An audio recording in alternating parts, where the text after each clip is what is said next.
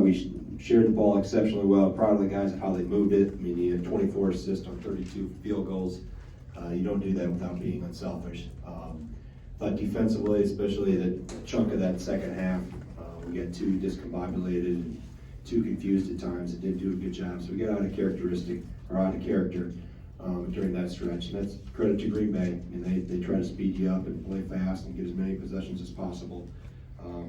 Like I said, to have 6 guys again in double figures shows the unselfishness and balance within this group. And obviously, we shot it really well. We'll learn a lot of things, both good and bad, that we got to, get better at. Things that we did really well. But offensively, I thought we really did a lot of good things for the most part. We got stretches in the first half. We got a little too one-on-one minded, and it showed with our efficiency dropped during that time. But all in all, like I said, knew it was going to be this type of game, that they were going to really up the number of possessions and keep the pressure on and keep coming at us. And credit to Green Bay to being down 20-some. Just like the game at Purdue, they kept coming back. And like I said, proud of our guys to find ways to finish it out. Questions? Jim?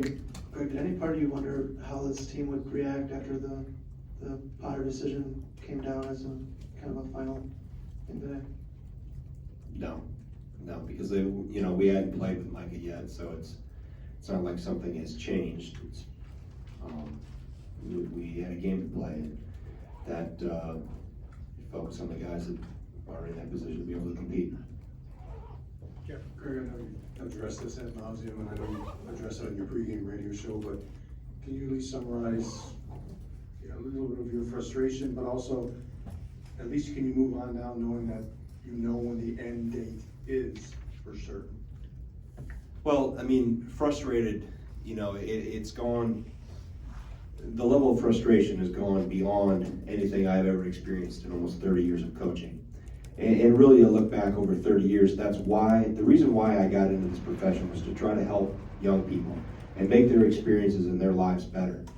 Unfortunately, during this scenario, as this has played out since June, we haven't done a good job as membership and as the organization that kind of heads that membership in the NCAA of making a student athlete's experience better.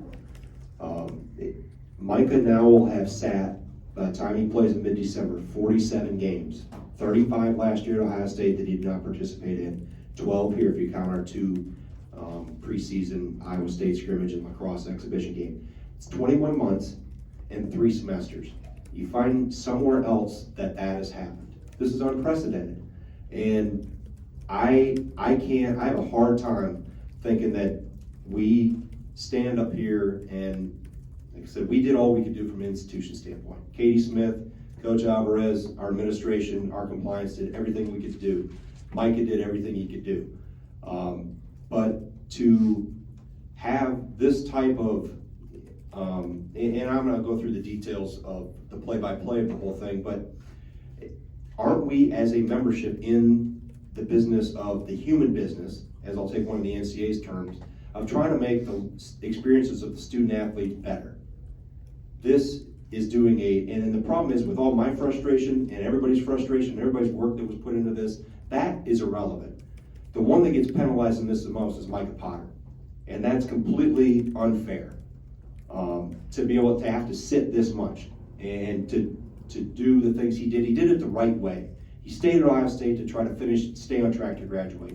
He wanted to stay because his brother Noah was coming on the football team and he didn't want to make life rough for him coming in as a freshman when he was going to be there in January last year. But he found out it wasn't going to work. So he had to make a change. Really what he didn't want to do. And he did things the right way. And that's what's so frustrating in all the things that go on in the NCAA today and across college athletics. See so many negative things.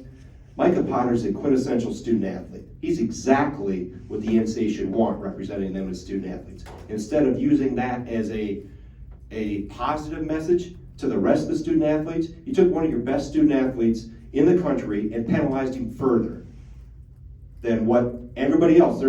He's got teammates that played games last year that's playing now at another institution. We played against a guy that played all of last year. Like I said, it makes, I was hoping common sense would prevail in this. Unfortunately, it didn't.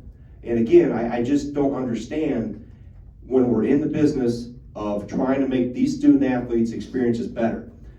His clock is ticking. The rest of us will go on.